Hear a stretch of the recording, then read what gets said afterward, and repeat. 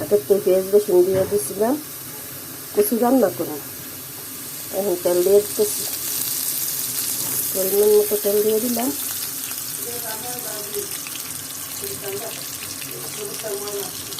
পরিমাণ মতো তেল দিয়ে দিলাম।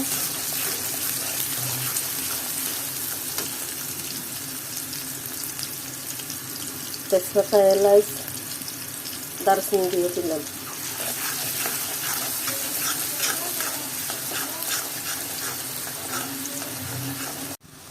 আদা রসুন দিয়ে দিন।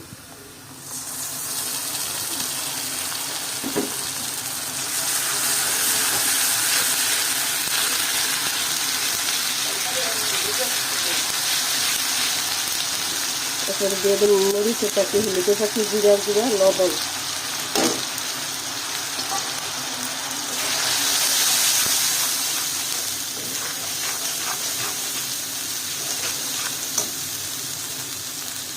হালকা একটু পানি।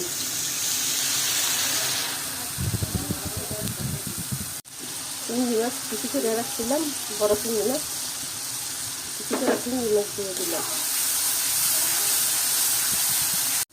অনেক দিয়ে দিন কচুটা, কচু দিয়ে দিলাম। কচু দিয়ে লাগে তুমি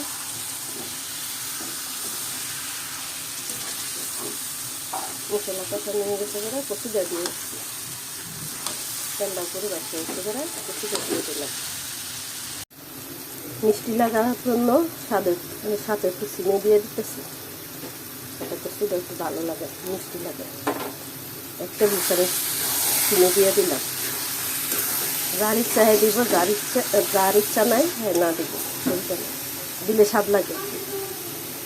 দিলে কচুটা হইয়া গেছে গা, অনেক এভাবে উল্টাইয়া দেখুন কচুটা ঠিক মতন হয়েছে কিনা। হ্যাঁ, কচুটা ঠিক আছে, ঠিক মতন হয়েছে।